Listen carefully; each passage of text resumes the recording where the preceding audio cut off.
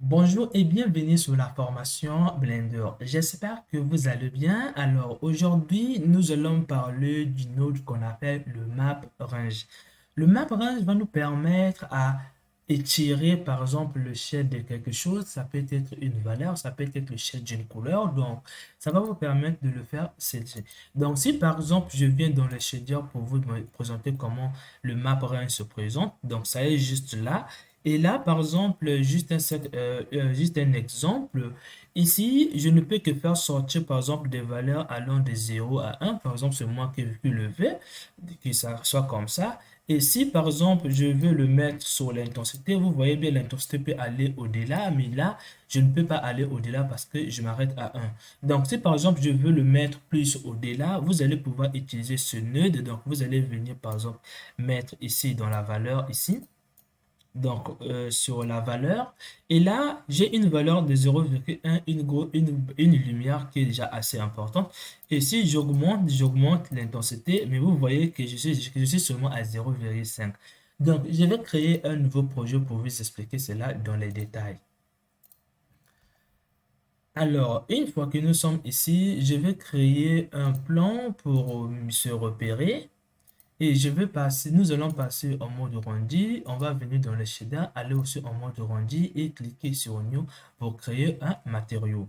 Alors, ici, vous voyez que dans l'intensité, je vais augmenter, je vais mettre une couleur blanche pour ne pas que ce soit de l'absorption.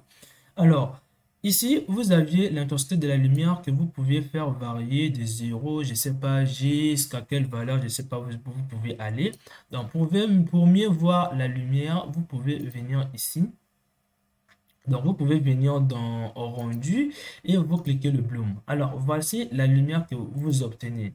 Maintenant, vous pouvez faire varier. Maintenant, nous allons maintenant parler d'une autre, par exemple, que je vais vous expliquer, qui s'appelle bien ici dans le convert. Ça s'appelle le map orange.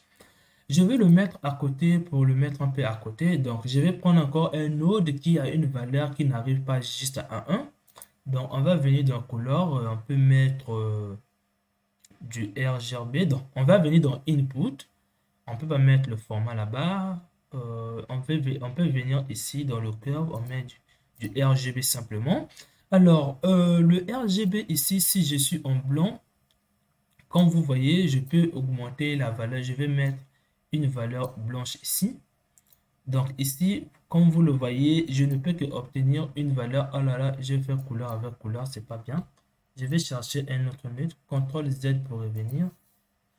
Je vais chercher un autre nœud qui peut nous bien signifier cela. Donc, je peux venir où ça? Bon, dans saturation, je peux venir dans saturation. Ça sera facile à vous utiliser ici dans saturation.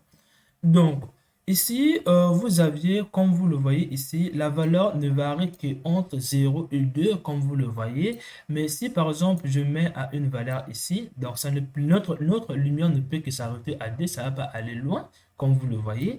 Maintenant, c'est là où vient l'utilité du node qui est là. Au lieu d'arrêter à 2, par exemple, avec ce node qui est là, nous pouvions élargir, donc aller même jusqu'à 100. Donc, une fois que vous êtes là, alors, ici, vous allez indiquer le shell de votre valeur qui est là. Donc, le shell. Donc, par exemple, ici, j'ai une valeur de 0 à 2. Donc, je vais venir ici mettre euh, le minimum qui correspond bien au minimum de ce node, 0. Je vais venir mettre ici son maximum, c'est bien 2. Alors, une fois que vous avez fait, vous allez venir maintenant ici élargir cette échelle. Donc, moi, je veux par exemple mon 0 reste mon 0, mais je veux que au lieu que ça s'arrête à 2, mais ça arrive jusqu'à 100. Donc, on va le mettre à 100. Et là, vous obtenez quelque chose de vraiment beaucoup lorsque vous êtes déjà à 2 parce que le 2 là signifie que vous êtes directement à 100. Donc, vous pouvez faire varier vos valeurs ici, comme vous le voyez. Donc, nous ne sommes qu'à déjà à 1,1 et là, vous voyez bien la lumière augmenter. Donc, c'est ça le rôle de ce nœud. Ce nœud va vous permettre à élargir certaines valeurs ou au cas où vous atteignez la limite. Donc, c'est à vous de voir pour élargir des valeurs que vous voyez que c'est trop petit. Donc, pour le faire, pousser un peu, vous allez utiliser ce node. Alors, on se retrouve dans la prochaine vidéo auquel je vais vous expliquer le node qu'on appelle... je vais maintenant vous expliquer les separations. Donc, je vais venir ici.